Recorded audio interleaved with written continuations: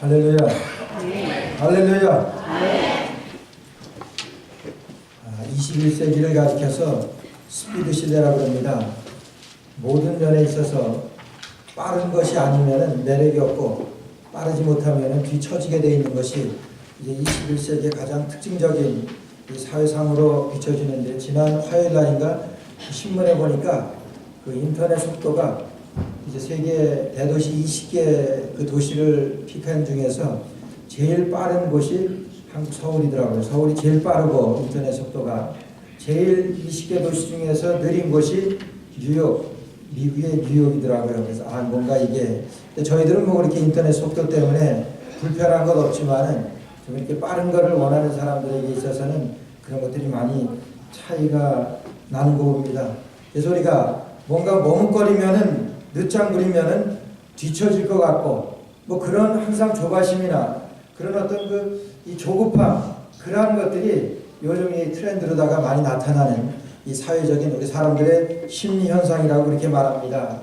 그래서 우리 나라 말에 외국 분들 이렇게 같이 일하는 데 가서 보면 제일 먼저 배우는 말이 빨리빨리잖아요. 그래서 이 빨리 하는 그런 것에 대해서는 우리 한국 사람들 따라갈 그런 민족이 없는 것 같습니다. 근데 한국 사람뿐만이 아니라 세계적인 추세 같아요. 우리 어릴 때만 해도 적자 생존이다 이런 말을 많이 했거든요. 그러니까 어떻게 환경에 잘 적응하는 사람만이 이제 살아남을 수 있다고, 이런 단어가 우리 흔히 들을 수 있었는데, 지금은 적자 생존은 별로 들을 수 없습니다. 빠른 자 생존으로 이제 바뀌어가고 있습니다. 아니 바뀌어졌습니다.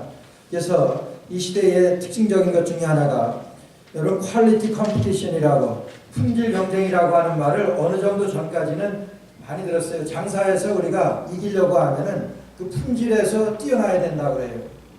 퀄리티가 좋아야 된다고 그랬는데 요즘은 그 퀄리티가 아니라 스피드랍니다. 스피드 컴피티션이라 해서 속도로 경쟁을 보는 그런 시대가 되었다고 그래요. 얼마나 빠른 것들을 좋아하냐 하면은 이제 우리가 이 뉴욕에서 서울까지도 비행기도 한 10~30시간 걸리잖아요. 2040년도에는 2시간대로 가는 그런 비행기가 생긴답니다. 2시간대면 아침 먹고 점심 한국 가서 먹는 그런 시대가 이제 곧 도착한다, 도래한다 그럽니다. 사실 우리가 이 전화 같은 것만 해도 셀러폰을 우리가 생각이나 했습니까? 옛날에 한국에서 백색 전화하면 집에 그런 전화 한 대만 있으면은 큰 부자다 이런 그런 시대가 정말 얼마 전 같지가 않은데, 지금은 뭐 너나 할 것 없이 다 이제 들고 다니는 폰으로, 이제 카폰 나올 때만 해도 얼마나 부러웠는지 몰라요. 근데 이제는 뭐 셀러폰을 다 가지고 있고, 뭐 이런 것들이 뭐냐면은 이 스피드를 대변하는 그러한 현상 중에 하나입니다. 그래서 미국에서도 제일 돈을 많이 버는 그런 스포츠가 뭔가, 이제 여러분 잘 모르실 거예요. 대개 보면 뭐 농구 스타다, 농구 좋아하니까 미국 사람들이 농구 선수들이 돈을 제일 많이 번다 이렇게 얘기들 하고, 아니면 풋볼, 미국 좋아하잖아요. 그래서 풋볼 선수들이 돈을 제일 많이 번다는데 그게 아닙니다. 나타난 거 보니까, 발표된 거 보니까 이 카레이서, 자동차 운전하는 그 경주, 그 사람이 선수가, 선수라고도 하기도 좀 그렇죠. 그냥 뭐 앉아서 그냥 하는 건데, 그렇지만은 그것이 제일 많이 버는 그런 스포츠의 일종이라고 합니다. 이만큼 스피드에서 열광하고 이 스피드에서 뒤처지게 되면은 그냥 떨어지는 것 같은 그런 시대가 오늘 우리 세대라고 하는 거예요. 그럼 이 시대에 우리가 가장 중요한 것을 잊고 있다는 것을 간과해서는 안 됩니다. 이 스피드 때문에 우리가 기다리는 것을 잘 못해요. 미국 사람들은 자기 80평생에 6년 동안을 줄 서고 기다리는 세월이 6년이나 된대요. 근데 한국 사람들은 6개월이랍니다. 이게 얼마나 큰 차이. 그만큼 기다리는 것에 있어서 우리는 익숙하지 않고 기다리는 것 좋아하지 않습니다. 오늘 그런 시대이다 보니까 우리들 성품에 있어서도 우리에게 특징적으로 나타나는 것이 이 조급함입니다. 조급하고 불안한 거예요. 조급하고 불안한 것은 바쁘지 않아도 다른 사람들이 바쁘면은 그냥 바쁜 척이라도 해야 돼. 조급합니다. 아침에 맨하탄 가서 출근하는 사람들 발걸음 보세요. 저는 가끔 그렇게 아침에 맨하탄 가서 출근하는 사람들 걸으면 참 기분이 좋아요. 왜냐하면 제 걸음이 좀 빠르기 때문에 그 사람은 왜 그렇게 빠른지 몰라요. 뭐 바쁘니까 그렇겠죠. 그 바쁜 사람들 아무 바쁘지도 않는데 나도 괜히 그래야 될 것 같아요. 나도 이렇게 바쁘지도 않으면서 바쁜 척이라도 해야지. 그렇지 않으면은 이 불안해. 그런 건 아니에요. 그리고 빨리 저 사람들만큼은 내가 미쳐야 되는데 저 사람들이 가는 것 정도까지는 내가 따라잡아야 될 텐데 이런 생각으로다가 저는 조급합니다. 그래서 조급함과 불안함이 요즘 세대에 있어서 우리 이 시대의 특징적인 우리 사람들의 기질이라고 하는 거예요. 엊그제 체크발리에서도 닥터 오피스에 갔는데도 그 닥터가 주고받는 그 말씀 가운데서 그런 얘기를 합니다. 환자들 가운데 많은 사람들이 아파서 오는 사람들이 없대요. 이 체크업에 보면은 정상이라는 거예요. 그런데 뭐 두통을 호소하고 그렇게 와서 이렇게 상담하고 얘기하다 보면은 거의가 스트레스나 그런 어떤 그 정신적인 그런 것으로 신경성으로 오는 그런 현상이지 병이 아니라는 거예요. 이러한 시대적인 이러한 것들이 다 조급함과 불안함 때문에 오는 것이라고 하는 거예요. 기다리지 못합니다. 지금 성탄의 계절에 저희 어렸을 때 그 학생 때나 이렇게 생각해 보면은 아마 1년 중에 요 기간이 제일 기다려지는 때예요. 크리스마스 성탄도 지나가면 그냥 끝이에요. 그러나 이 성탄을 기다리면서 그러니까 11월 말서부터 12월 초 중순 12월 성탄까지는 얼마나 기대가 많은지 몰라요. 그래서 학교에서도 집에 오다가는 교회 들려서 우리 찬양 연습하고 또 무슨 뭐 연극 연습하고 뭐 그렇게 하고 집에 가고. 근데 1년 중에서 가장 기다려지는 것이 기대되는 것이 이 성탄의 계절입니다. 그 성탄절에 제일 마음이 변합니다.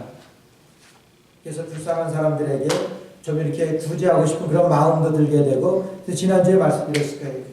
미국 사람들에게서도 이 성탄절에는 그렇게 마음이 많이 움직인다고 하는 거예요. 변화된 그런 모습을 많이 보인다고 하는 거예요.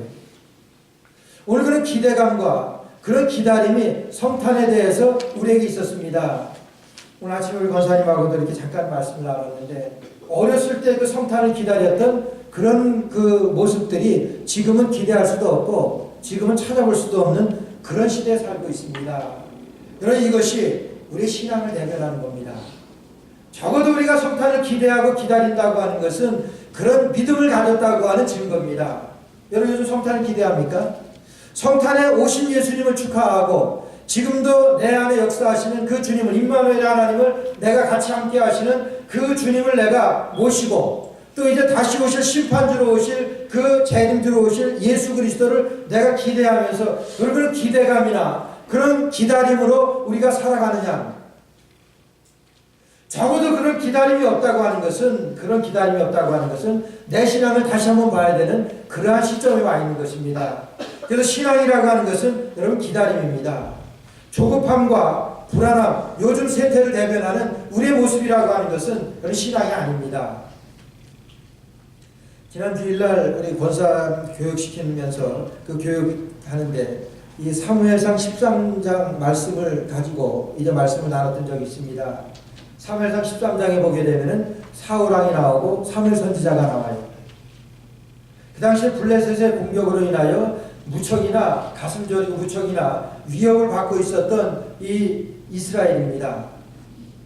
그것을 안 사무엘 선지자가 이제 사울왕을 찾아와 가지고 아무 염려하지 말아라, 길갈에 가서 일주일간 7일 동안에 기다리라고 말씀하셨습니다.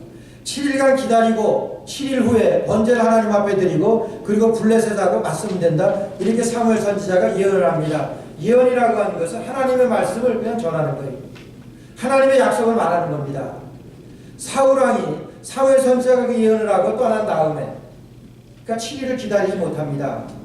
거의 7일이 된 그 시점에서 사울왕이 자기가 제사장들만이 드릴 수 있는 그 번제를 자기가 드려버립니다. 이때까지 제사를 드리는 방법을 이제 보아와서 압니다. 제사장만이 드릴 수 있는 것이지만은 옆에서 보아왔기 때문에 어떻게 드려야 된다고 하는 것을 이 사울왕은 알고 있습니다. 그러니까 자기가 그 제사를 드린 거예요. 그래도 사울왕 마음 가운데는 하나님 앞에 번제를 드리게 되면은 하나님께서 우리를 도와주시고 그래서 우리가 블레셋과의 싸움에서 우리를 이기게 하실 것이라고 하는 그런 기대가 있었습니다. 그럼에도 불구하고 이 사울 왕은 기다리지를 못하고 자기가 그냥 드려버립니다. 자기가 번제를 드려버려요. 조금 후에 사무엘 선지자가 왔습니다. 이게 무슨 일입니까? 아니 어떻게 제사장만이 드릴 수 있는 것을 당신이 번제를 드렸습니까? 그러니까 그때 이 사울 왕이 고백을 합니다. 사실은 내가 내 군사들이 우리 군사들이 흩어질까봐 블레셋에 흩어질까봐 조급한 마음이 있었습니다. 조급해가지고 내가 그냥 드려버렸습니다. 그러는데 두 번째로는 내가 이 블레셋이 무서워가지고 불안해서 견딜 수가 있어야지. 불안해서 당신은 안 오고 일주일간 약속은 했지만은 일주일 되기 전에 내가 하나님 앞에 먼저 드려버렸습니다. 이렇게 얘기합니다. 왜요? 조급함과 불안함이 나옵니다. 여러분의 심정을, 여러분의 마음들을 조급함과 불안함이 없다고 얘기할 수가 있겠어요. 저는 요즘 시대에 모든 사람들이 앓고 있는 병이 이 조급함과 불안함이라고 하는 거예요. 누가 뭐하면 나는 하지는 못하지만은 괜히 떨어질 것 같으니까 조급한 마음이 듭니다. 불안한 마음이 드는 거예요. 나만 가지지 못한 것 같고 나만 하지 못하는 것 같아요.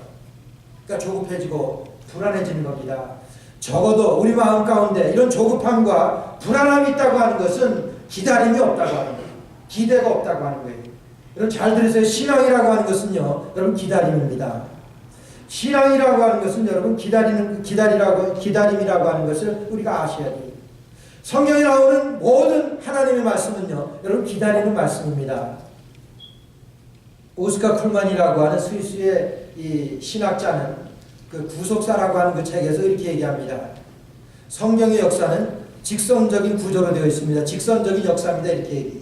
직선적인 구조라고 하는 것은 하나님의 약속과 성취라는 그 직선적인 구조로 되어 있는 것이 하나님의 역사입니다. 성경의 역사입니다. 이렇게 말합니다. 맞는 말씀입니다. 하나님께서 예언하시고 예언되어진 말씀이 성취되어지는 것이, 예언하신 말씀은 구약성경이고 성취되어진 말씀은 신약성경 하나님의 말씀. 어떻게 하나님의 말씀이 신약성경에 와서 성취되었는가, 그것을 우리가 말씀을 듣는 우리가 잘 압니다.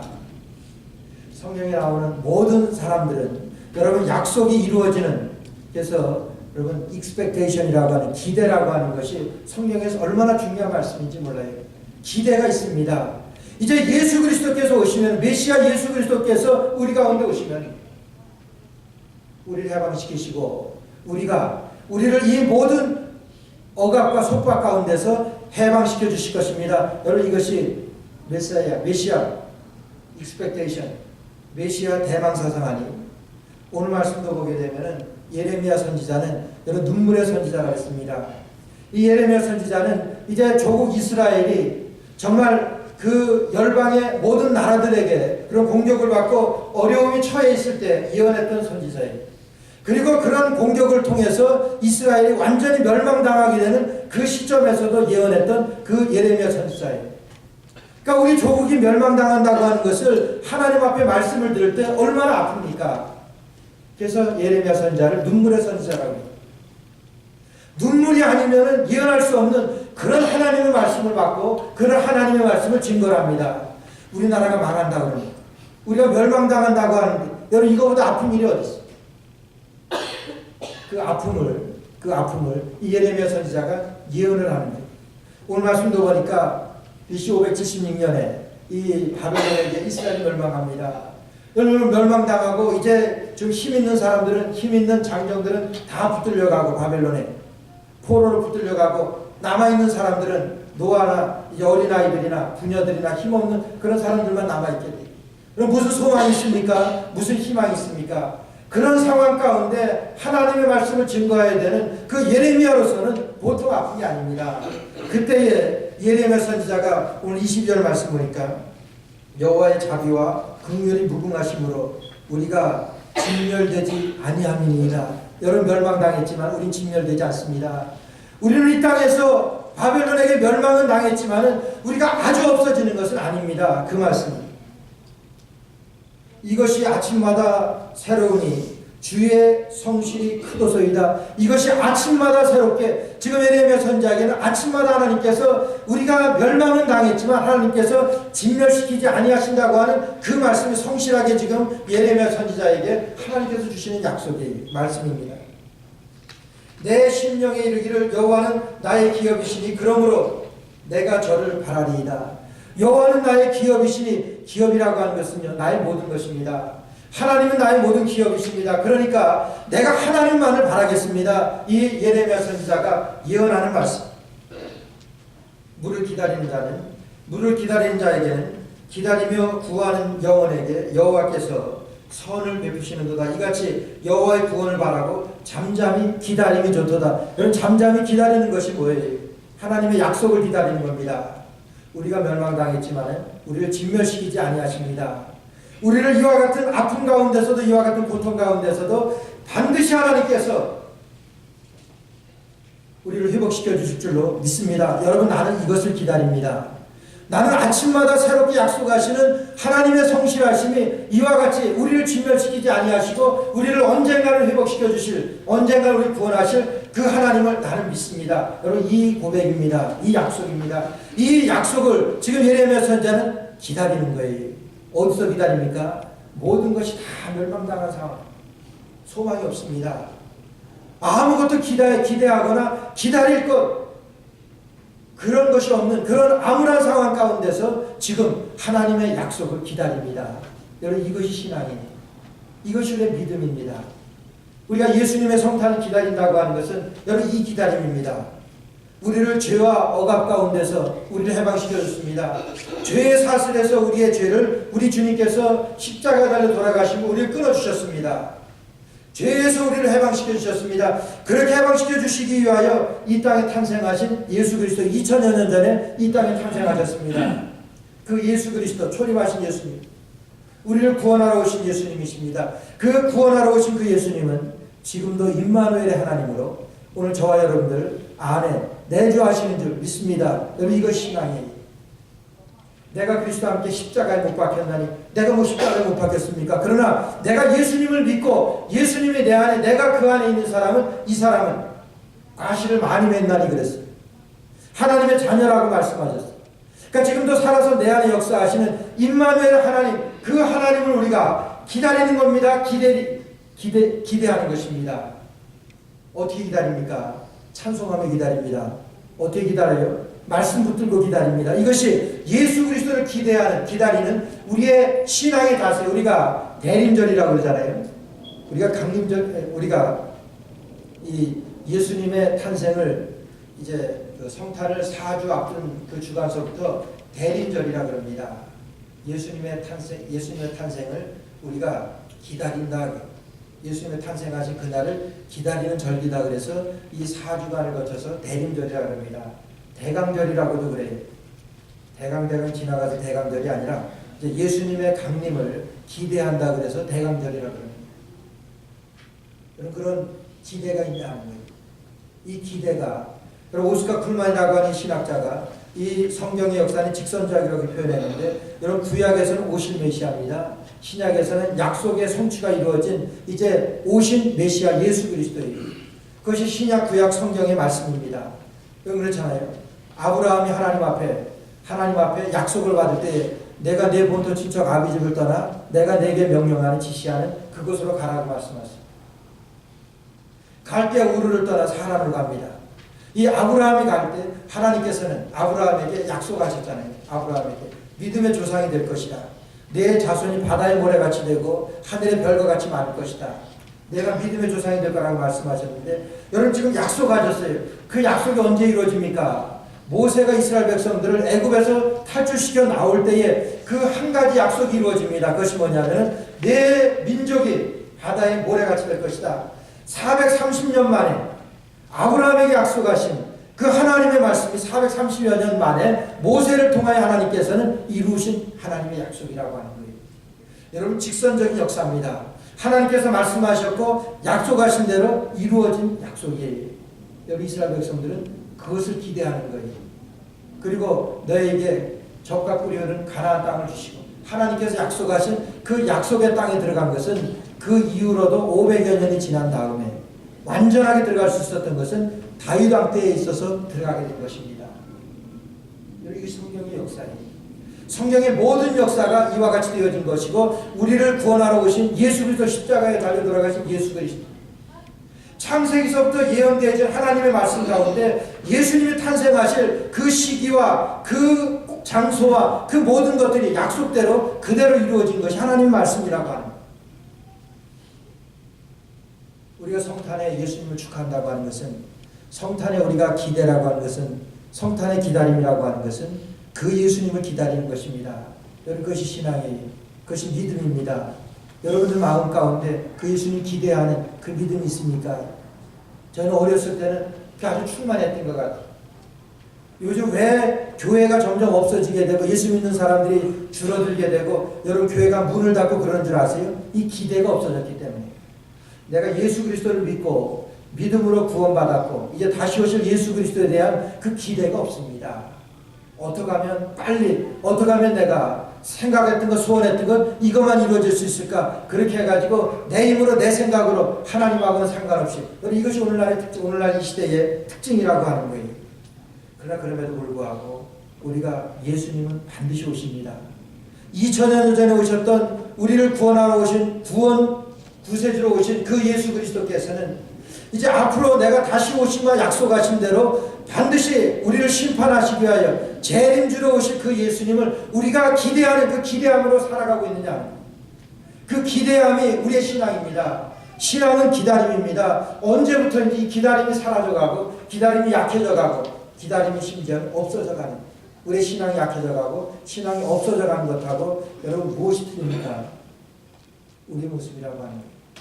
그럼에도 불구하고 오늘 하나님의 말씀은 그런 암울한 상황 가운데서 예레미야 선지자가 아무것도 기대할 수 없고 그런 캄캄한 상황 가운데서도 여호와 하나님께서 약속하신 그 말씀을 나는 기대합니다. 그 기대를 가지고 이 예레미야 선지자는 예언하는 말씀이에요.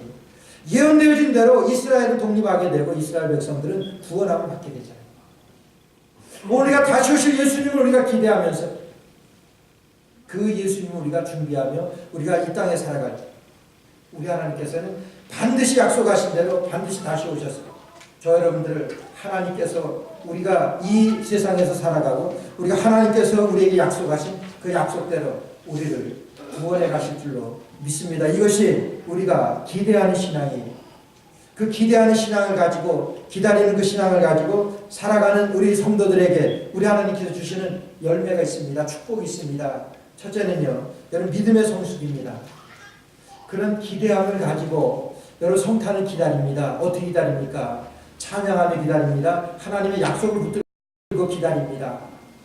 예수님께서 2000년 전에 이 땅에 오실 때 이런 고통과 아픔 가운데 오셨습니다. 어려움 가운데 탄생하셨습니다. 그 아픔을 기억을 합니다. 이제 다시 오실 예수님은 우리를 심판하러 오십니다. 땅끝까지 이르러 내 증인이 되리라고 하신 우리 주님의 말씀과 약속을 내가 기대하면서 그 말씀 붙들고 살아가는 자에게 이런 믿음을 더하여 주신다고 약속하셨어요. 믿음의 성숙을 주십니다.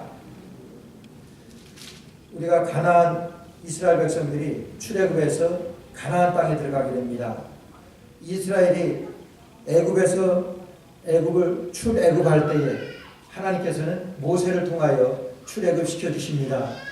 모세가 애굽에서 이스라엘 백성들을 이제 데리고 나와서, 그러나 이제 가나안 땅에 들어가는 것은 하나님께서는 모세에게 허락지 않으십니다.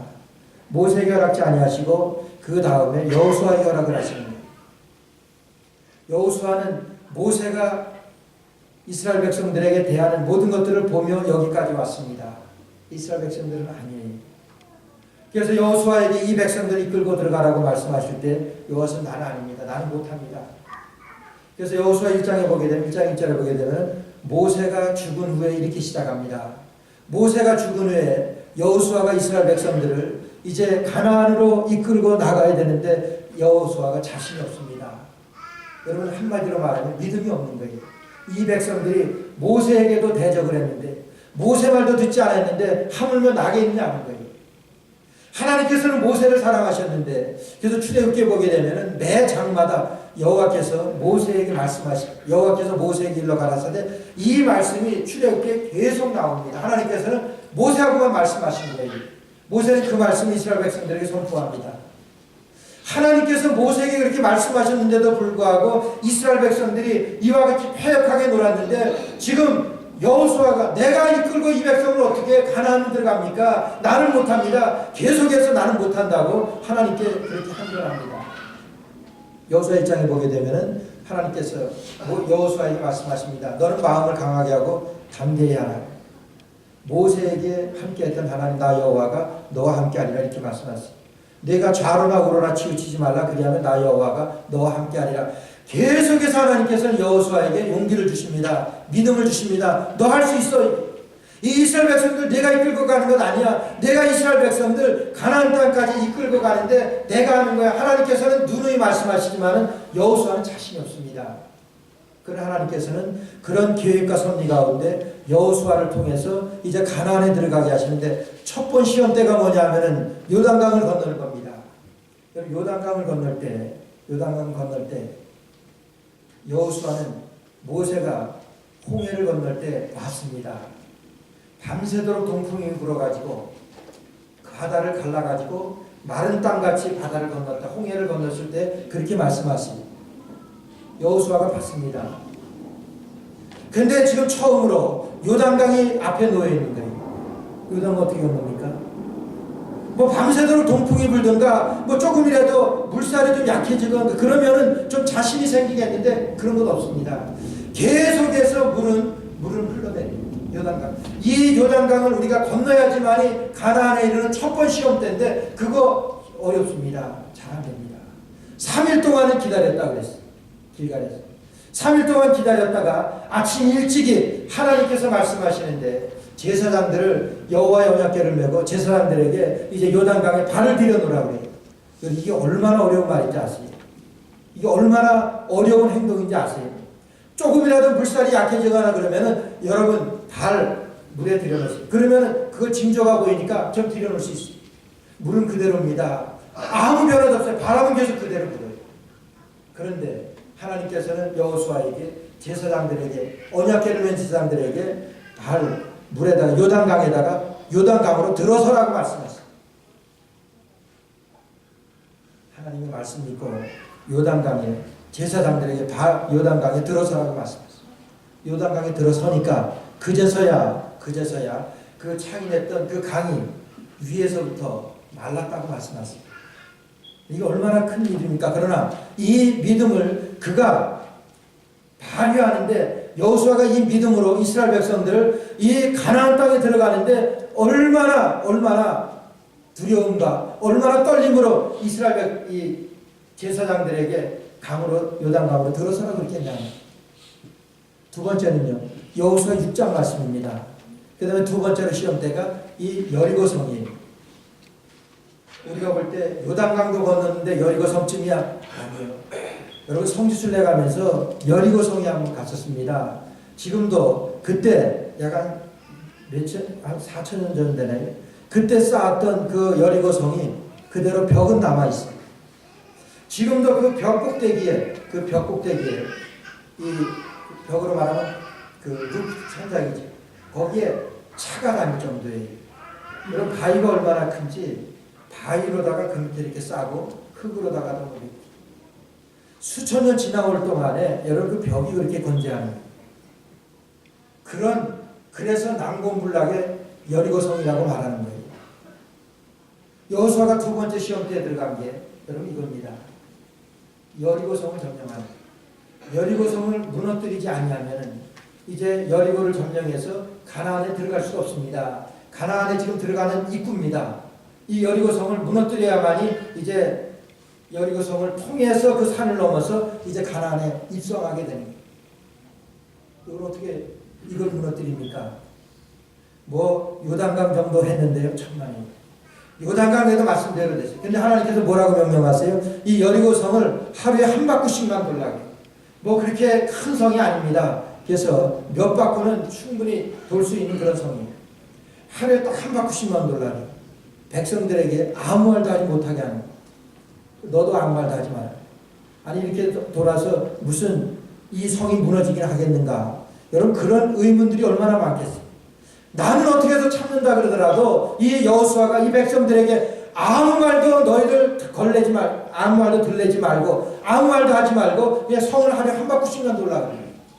이 성을 이렇게 돌아서 우리가 무너질 것 같아? 어제도 한 바퀴 돌았는데 아무 일도 없었는데 뭐 돌이라도 하나 떨어졌어야지. 이런 말 얼마나 하고 싶겠어요. 하나님께서는 아무 말도 하지 못하게 하는 거예요. 그럼 하루에 한 바퀴씩만 돌라 그래요. 일곱째 날에 7바퀴 돌라 그래요. 야, 하루에 한 바퀴씩 6째 날까지 돌았는데 아무것도 안 일어나는데 이 7바퀴 돌아봐야 이건 무슨 일이 일어나겠는가? 여러분 그런 마음이 안 나겠습니까? 여호수아가 그대로 말씀. 7째 날 7바퀴 돌라고. 7바퀴 돈 다음에 와 하고 소리 질러요. 거기까지 순종합니다. 그때 여리고성이 무너집니다. 이거는 무너질 만한 성이 아닙니다. 여러분 요단강을 건널 때보다 이 여리고성을 점령할 때 함락시킬 때 엄청 어려운 훨씬 더 어려운 그 단계라고 하는 거예요.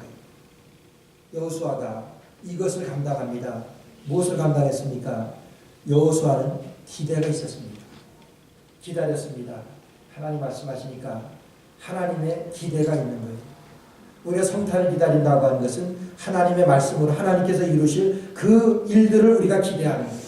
하나님을 찬양하며 우리가 하나님의 하실 일들을 우리가 기대하는 거예요. 그럴 때 우리에게 하나님께서 믿음을 더해 주시마 약속하셨어요. 여호수아는 가면 갈수록 여러분 믿음이 더해졌습니다. 믿음의 성숙을 보이게 되었던 거예요. 요단강을 건너게 하신 하나님께서는 정말 어려운, 정말 힘든 이 여리고성을 점령할 수 있는 그 능력을 하나님이 하셨지만은 이 여호수아에게 하나님께서 하셨어요. 어떨 때요? 여러분 기대가 있었을 때, 믿음의 기대를 가지고 이런 기다림을 가지고 이것을 가지고 기다렸던 여호수아에게 하나님께서는 여리고성을 정복을 함락시키는 그런 축복을 허락하셨습니다. 여러분들에게 믿음의 성숙을 이루는 이런 신앙의 기다림이 함께 하시는 이 성탄 되시길 주의 이름으로 축원합니다. 아멘. 두 번째로 우리에게 이 기다림으로 우리에게 주시는 축복은 인내할 수 있는 축복을 주십니다. 인내할 수 있는 거예요. 여러분 신앙에 이 말씀을 기다린다고 하는 것, 말씀을 기대한다고 하는 것, 말씀대로 주의 성실하심이 아침마다 새롭습니다.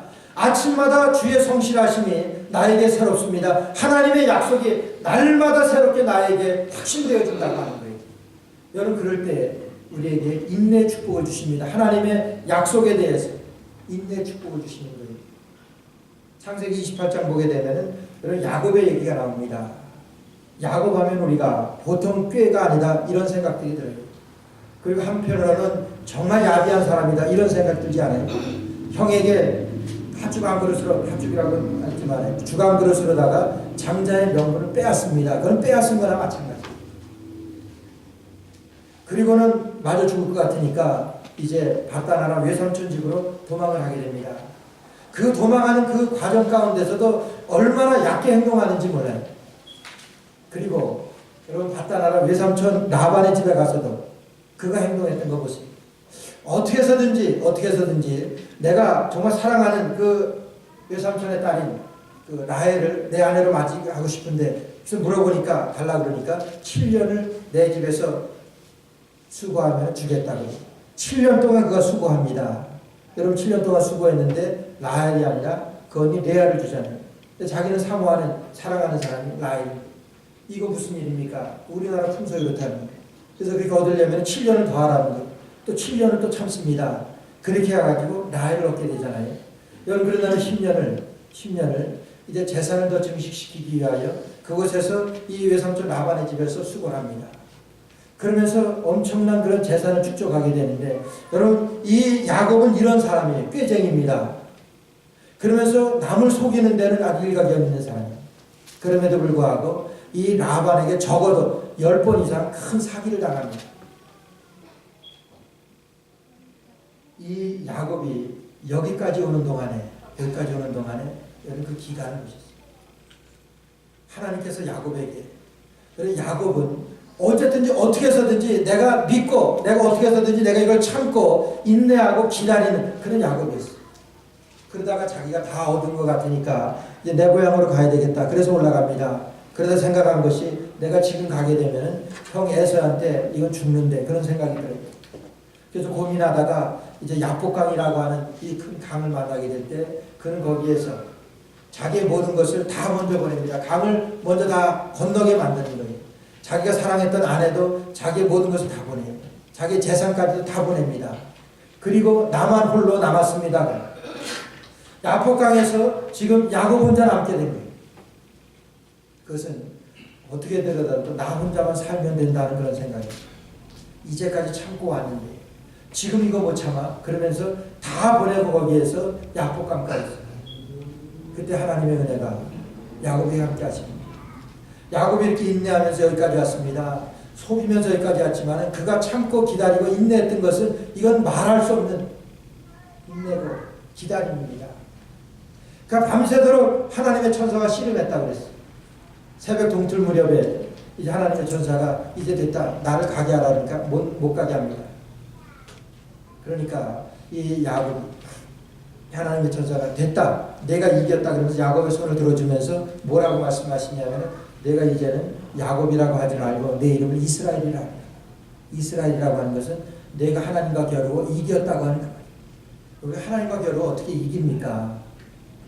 하나님께서 야곱에게 이기는 하나님께서 야곱에게 이겼다고 하는 그러한 여겨주시는 것이지 하나님께서 내가 이겼다 들어주시는 것이지 거기에서 야곱이 되어지잖아요. 여러분 야곱의 이와 같이 되어진 것은 얼마나 인내했는지 모릅니다. 그 인내가 하나님의 계획과 하나님의 경륜 가운데 하나님의 섭리 가운데 있던 거예요. 기다리는 것입니다. 기다리는 것을 통해서 인내할 수 있는 그 축복을 받게 됩니다.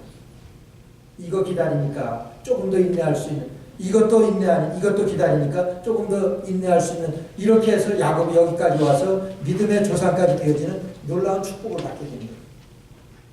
오늘 기다리는 자에게 하나님께서는 이 인내의 축복을 주시는데요. 어느 목사님에게 그 교회 아주 친한 성도가 이런 그 상담을 합니다. 목사님, 저는 참 운이 없는 사람 같습니다. 저는 아주 박복한 놈입니다. 왜 그러세요? 잘 아시면서 목사님, 왜 그러세요? 내가 주식을 사가지고 그거를 잘 될 것 같아서 사서 잘 안 돼요. 그래서 그걸 팔아버리니까 팔자마자 그것이 껑충 뛰어가지고 아주 얼마나 후회가 되는지 얼마나 아쉬운지 몰라요. 그 다음에 내가 땅을 샀는데 땅을 샀다 별로 뭐 변동이 없어가지고 그냥 팔아버려 겨우 본사를 주고 팔았는데 조금 있다 보니까 이 땅값이 얼마나 올랐는지 몰라요. 저는 박복한 것 같아요. 지난번에 직장에서도 직장이 거의 문 닫을 것 같아가지고 다른 직장으로 불이 나게 옮겼는데 내가 옮기고 나니까 그 직장이 얼마나 불같이 일어나는지 몰라요. 이게 어떡합니까? 나는 하는 것마다 그렇습니다. 목사님이 그런 농담을 하셨대요. 그럼 당신 아내도 한번 보내보시오. 이랬다 그러는 얼마나.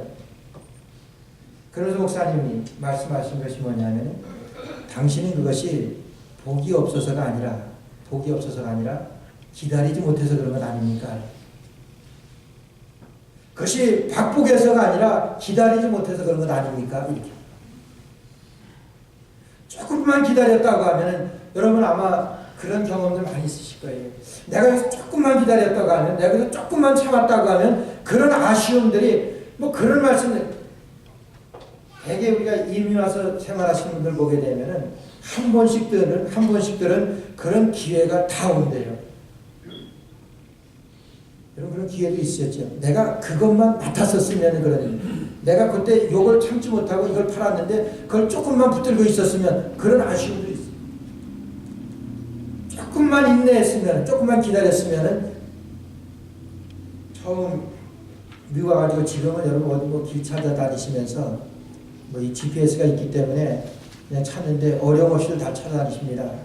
처음에 지금 한 20년 전만 해도 그랬죠. 이 길 찾기 위해서는 어디든지 그냥 이런 두꺼운 지도, 미국 지도 50개 있으면서 근데 그 지도 가지고 있으면 얼마든지 찾아다닙니다. 거의 찾아요. 그런데 그 지도 가지고 찾다가 못 찾고 돌아오는 적이 한두 번이 아니었어요. 근데 나중에 내가 찾던 거 가보게 되면은 조금만 더 가면은 한 블락, 두 블락만 더 가면은 내가 찾을 수 있었던 그것이 얼마나 많았던 거 그런 경험. 지금도 생각하면 그때 조금만 더 갔으면 조금만 더. 이게 뭡니까? 내가 인내했다고 하면 조금만 더 기다렸으면 조금만 더 내가 기대했으면 내가 찾을 수 있는 내가 목표를 이루었을 텐데 우리 하나님 앞에 우리가 기다리고 우리가 기대하는 자에게 우리 이런 연단에 이런 인내의 축복을 주십니다. 이렇게 기다릴 수 있는, 내가 이것도 기다렸습니다. 이것도 기다리는데 하나님께서는 이것 더 큰 것도 기다릴 수 있는 그런 능력을 주십니다. 내가 지금 어렵습니다.